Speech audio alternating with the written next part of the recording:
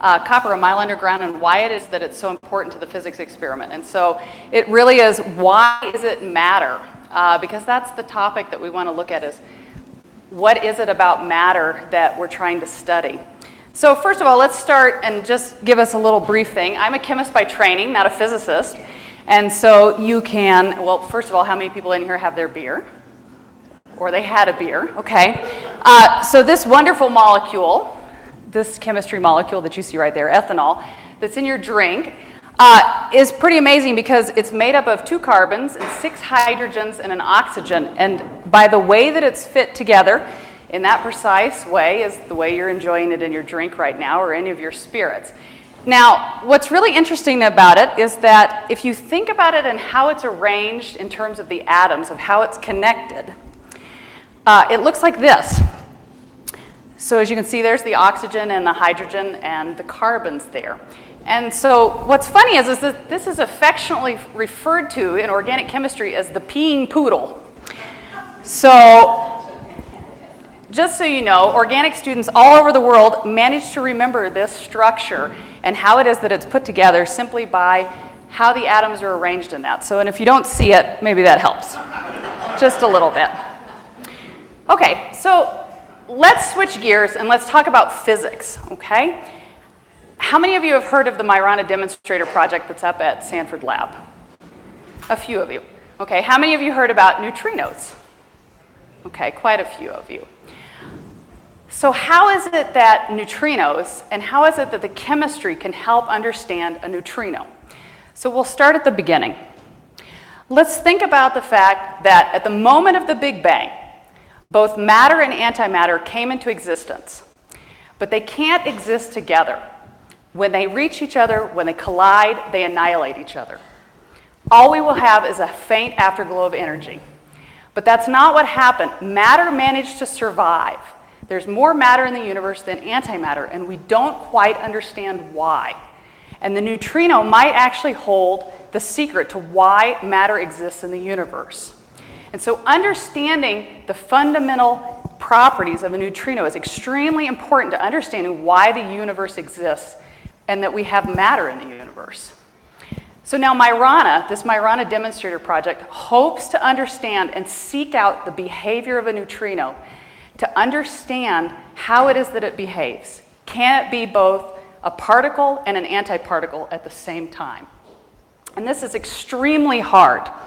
So you have to think about looking at an atom and how it can change to see if you can understand a neutrino. So we'll start with germanium-76. This is the principal material of what the Myrana demonstrator is built on, is looking at germanium-76. And so a common process that happens in certain elements is that you can have a decay. And so the first type is what's called beta decay. Beta decay is happening in your body right now 200,000 times a minute. What happens is that a neutron turns into a proton and ejects an electron and a neutrino at the same time, okay? So now, take a step further. You can have elements that create double beta decay. You have this happen in duplicity. You have 2 neutrons that change into protons and eject 2 electrons and 2 neutrinos. For the mass of germanium-76 that we have in the Myrana demonstrator, this happens 100 times a day. So it's a measurable amount of a decay process that we can actually observe. But what Myrana wants to look at is an extra hard to observe decay process, which is called neutrinoless double beta decay. So in this process, what we see is those 2 neutrons convert to 2 protons, the 2 electrons are ejected, but the neutrino is conserved in mass. This has been theorized, but it has not been observed. But what it will help understand is that neutrino, both its own particle and antiparticle. So now the chance of observing neutrinoless double beta decay is extremely rare and extremely hard, okay? This is something that this decay process, we must simply eliminate all the background noise that could overshadow this decay process. You can think of it as trying to hear a whisper in a concert, okay? So what did we do? The first thing is that to isolate ourselves from the noise of the Earth, from what's passing through the universe, scientists built an experiment at the base of the Homestake gold mine, which is now known as the Sanford Underground Research Laboratory. We went a mile underground to isolate ourselves from all of the noise that's passing through our universe. So down at the 4850 level, they built a clean room. They built a lab space where we could isolate ourselves from this noise. So down there, think of this. Every component that surrounds us has to be made sure that it's clean, that you don't have any decay process that's generating noise in that region of interest where we want to listen for this neutrinoless double beta decay. So even the concrete that they constructed the lab out of was sourced all over the United States to find the lowest background, looking at elements that contain uranium and thorium, because those are the things that are going to create the most noise in that region of interest that we're trying to look at, for where that whisper of neutrinoless double beta decay can occur. So those are the enemy of the noise that we're trying to listen for. Next, besides going a mile underground, the Myrana scientists constructed basically an onion of a shield to isolate that germanium-76. So now understand that germanium-76 is just slightly radioactive, not radioactive in a bad sense, but radioactive in a sense that it will decay and could have that chance of having that neutrinoless double beta decay. As I said, it has the double beta decay probably 100 times a day, and we observe that.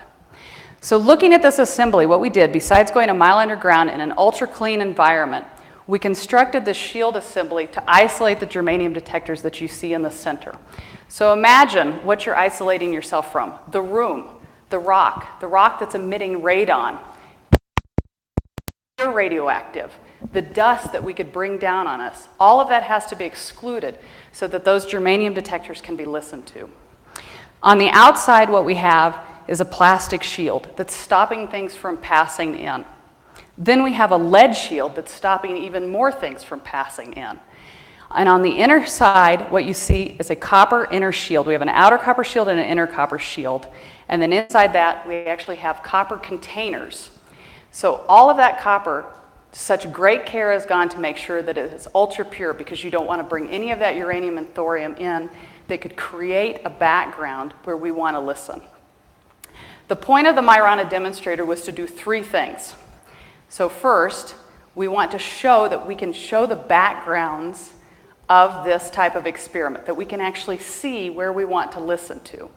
The next was actually to show that you could arrange the germanium detectors in these arrays enough to justify going to a ton scale, so having a ton of germanium.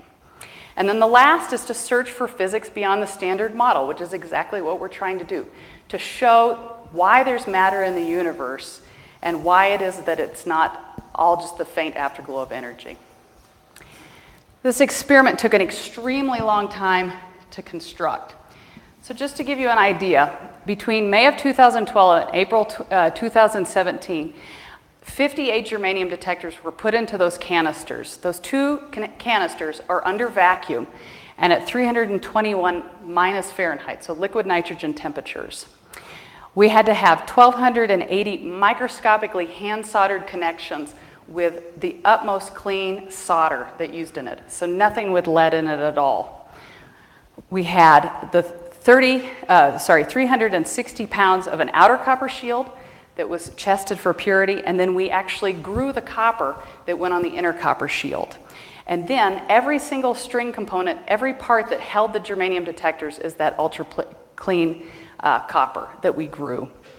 And just to give you an idea, the scope of the lead shield that you saw in there, those 6,500 bricks, each weighing 2,800 pounds, is basically having an empty 747 jet sitting in that 12 by 14 area right there on the floor. And then the 12 inches of polyplastic, amazingly, is another 31,000 pounds. So you can see in the construction of this, you have a specially designed floor for this type of mass, and you have tables that are based on air skids that move the pieces around so that it can be put together as a big puzzle. Pretty busy there, huh? Go next. So what does it take to grow the world's purest copper? Well, I will attest to the fact that it's a lot of acid and a lot of time. So starting in the fall of 2010, A special lab was constructed. This is not at the Davis campus where the experiment is. The special lab was constructed with 10 massive baths that hold about 180 liters of acid solution. So you can think of it, it's more than a 55-gallon drum. What we did there is we put 1,200 pounds of the cleanest copper that you can possibly buy. It's most commonly referred to as 5/9 copper, or 99.99% pure. It's oxygen-free, it's extruded under argon. You can't find anything better for something that you would use for copper wire and electronics. We take that and we dissolve it in a solution of acid, and under a specifically controlled environment, manage to lay down atom upon atom onto this metal cylinder that you see here. So that's a pretty interesting size that you see. That mandrel, or that stainless steel cylinder that you see there, there's a reason for why that's the size that it is. What we hope to do is, it's actually the size of the container that the germanium detectors went into. It also gave us a large enough size that we could take it and turn it into things like the shield, the inner shield that we needed for those detectors, and also stock material to cut all of those parts. So think, if we grow it, time is the biggest thing. To lay down atom upon atom, you are controlling the crystal structure. And then also in that process, what you're doing is you're excluding uranium and thorium and all of the things that could be brought into that process that would add noise in that region that we're looking at. So we simply purified it by controlling the crystal structure at a rate that was slower than the hair that is growing on all of our heads right now. It grows at a rate of about 1 millimeter a month. But in that process, you're able to exclude that uranium and thorium. Now, why would we do this underground? That's another issue.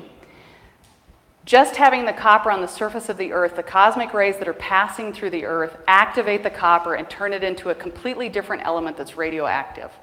Now, you would think everybody has things that sit on the surface. You have copper that sits on the surface. How is it that that's not radioactive? We're talking about simply atoms per year, but that is too much noise for us within our detectors. So we have to exclude that. And so doing this underground eliminates that process of having that activation, plus the controlled growth environment. So after 15 months, imagine that, you have a cylinder that weighs now over 200 pounds with copper that's plated on it, the world's purest copper in the world. In the fact that we can measure this down to parts per quadrillion. So not parts per million, or parts per billion, or parts per trillion, parts per quadrillion. That's 10 to the minus 15th. So imagine 15th past the decimal place is how pure that we managed to get this copper. And you would ask, so it's still not 100% pure. But at that low amount with the uranium and thorium in it, we only add 0.2 of those counts in the germanium detectors if we had a ton of material over 1 year. So it's an amazing amount of shielding that we can give that has no contamination, and an amazing amount of purity that we can surround our detectors with. So once it's completed and grown in that bath, you can see it's not quite as lumpy as it was in the previous picture. It was taken to an ultra clean machine shop and actually turned down and went through a stringent process of handling and turned into, as you can see on the right-hand side, things like the plates that could be the stock material for parts or the stock materials for the inner copper shield. And then just like I said, now it starts to look like the vessel in which the germanium detectors were placed.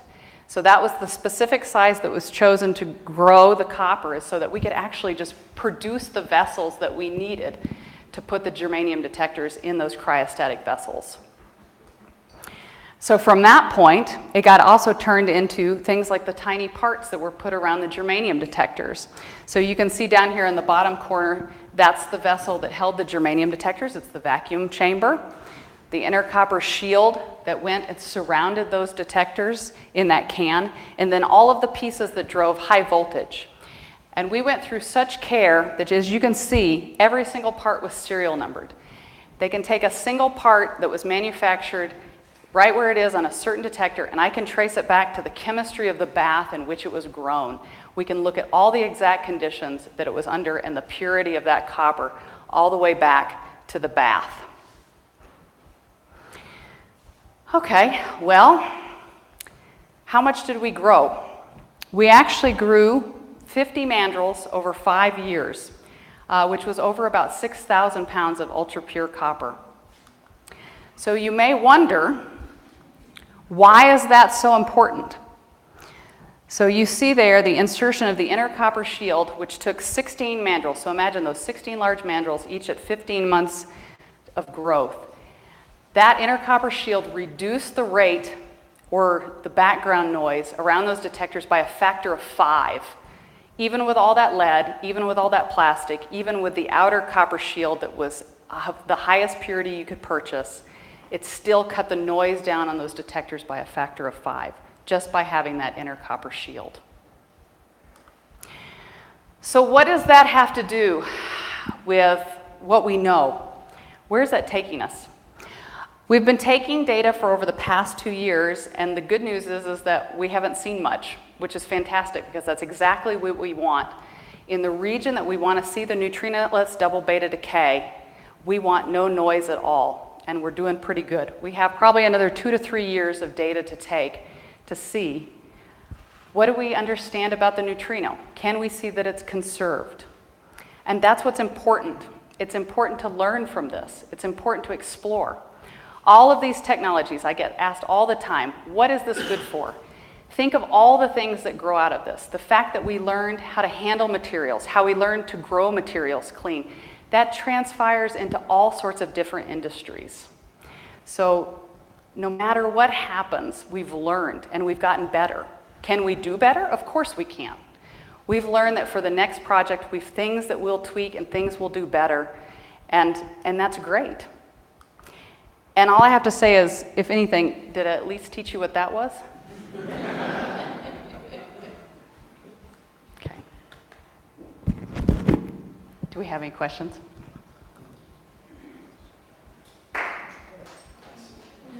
Yeah, I can barely see you, so you'll have to wave because I got a light staring right in my face. Yeah. So the whole state goes down 9,000 feet. Goes down 8,000 feet. Yeah, okay, so is it an advantage eventually to go deeper or even? You know, that was actually something that was considered at the beginning of the experiment. There are other experiments all over the world that look at that they might need to go deeper. It also depends on the rock type. Originally, when Myrana was constructed, they did want to be at the deepest point of Sanford Underground Research Facility, and that's not feasible because of the water level. It depends. So it depends on the shielding. So going forward, the next experiment, which is called the Legend experiment, there's actually quite a bit of discussion about what depth it needs to be at, and it's actually at this point undecided. We know that surface deep enough, it might be a little higher, it could be a little lower. So it really depends on what's surrounding those detectors. But it can't happen at the surface. There are successful experiments that are happening in Europe, and they don't have as much what they call rock overburden. If there's anybody, yeah? I don't understand how you can machine copper without adding impurities. You're exactly right, and so that's something that's taken into consideration. So the testing, or what we call assay, to look at the purity of the copper was done when it came out of the baths, and then we actually do extensive testing afterwards. We actually understand, first of all, that machine shop only touches that copper. We don't use any cutting fluids, and we don't use specific types of drill bits. But we also understand the impregnation of what will happen. It's not rolled, it's pressed with a mirror press and then cut with specific instruments, but we know exactly how many microns to eat off with aggressive acid treatment beforehand. And so things like screws or any of the tolerance that has to be done mechanically is factored into that aggressive removing of the layer that's what you would say contaminated by the machining process. So that's taken into account. And we actually consistently track all of those pieces through that process to make sure that we have not added back any contamination, that you are at the cleanliness of the bulk copper.